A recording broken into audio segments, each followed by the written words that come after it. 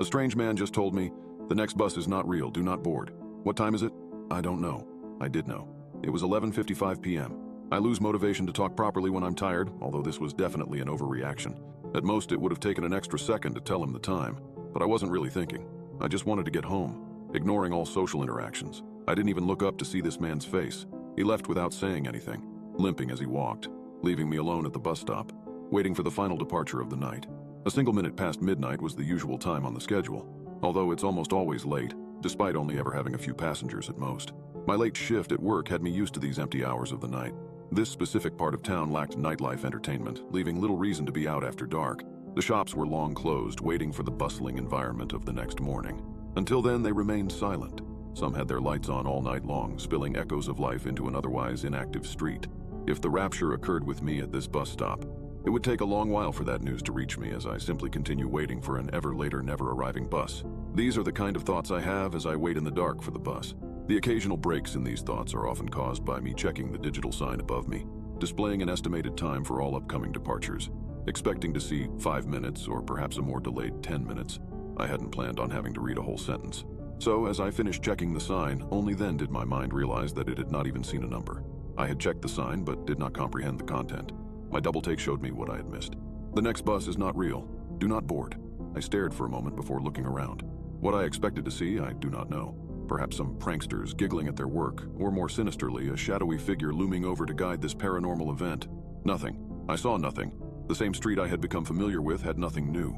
It remained empty, with me as its only sign of life. So I waited. It was 11:59 p.m. by this point, so only 2 more minutes remained. On time for what may have been the first time ever, the bus arrived. A single minute past midnight, and here it was, pulling around the corner, approaching the stop. I put my hand out to signal my need to board, feeling relieved that my only way home hadn't been canceled. As the bus approached, I noticed the dark interior. The headlights were on, but the lights inside were all off. I could not make out whether any passengers were on board, or even who the driver was. Being a regular, I know most of the final route drivers, but this time it was anybody's guess. I got onto the bus, putting down the same change I always do. Bit dark, isn't it? Nobody replied as the doors closed behind me and the bus continued its way forward. I smiled awkwardly, despite knowing that the driver could not see me, and found a seat. I never found out whether there were any more passengers, but I can only hope that nobody else had to go through these next events.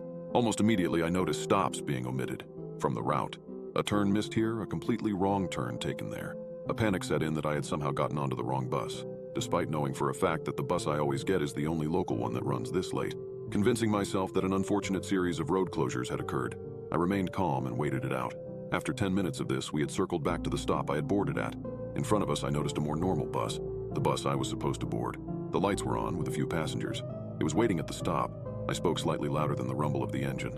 "Excuse me, can I get off? I'm on the wrong bus." No answer as we slowly passed the correct bus. I could see the passengers inside all staring ahead. My gaze followed theirs, meeting at an ambulance, parked just slightly in front. A small group of paramedics knelt down in the beam of the bus's headlights, surrounding a body on the floor. I couldn't make out the body's face, as it was just out of sight, although one leg looked twisted. The passengers looked distraught, whilst the bus driver stood talking to the paramedics. I stood up. I need to leave at the next stop. As I spoke, I pressed the bell, and the only sign of any internal lights lit up at the front of the bus, stopping. The sign then immediately turned off. Subsequent bell presses neither made the sound nor lit up the sign. I need to... The bus sped up suddenly, the force pushing me back into my seat. As I tried to stand up again, the wheels screeched as we turned a sharp corner without seeming to slow down at all. Again, the force pushed me back down. The speed continued to rise. The wheels on the bus went faster and faster until the outside world became simply a blur. I had never seen a car go this fast, let alone a road vehicle as large as this. I thought for sure that I was going to die right there. "What are you doing?" I found myself yelling out amid the panic. The driver, for the first and last time, spoke. "I don't know." My mind raced almost as fast as my body was being thrown about. The world beyond the windows soon morphed into a void of black, although the effects of our speed were still evident on my body as the velocity pushed me in all directions. It felt as though we had somehow gotten even faster, although this may have been the darkness forbidding my eyes of any reference for our true speed. We came to a sudden stop as I fell forward. The fall was violent, but still not as bad as you'd expect for a speed change of that magnitude. My nose hit the floor, causing a great deal of pain. I stood up, holding my face, trying to regain my balance. As the dizziness subsided, I began to notice where I was. We were outside my home. The bus stop I get off at is a 5-minute walk from here. Yet here we were, directly outside my house. The doors gently opened. Despite my desire to leave as fast as possible, I found myself walking to the front of the bus. As I reached the door, I stopped. Turning around slowly to face the still shrouded in darkness bus driver, I spoke what I always do. "Thank you." I stepped onto the pavement outside as the doors closed behind me, followed by the bus driving forward into the darkness. I looked down at my watch. A minute past midnight.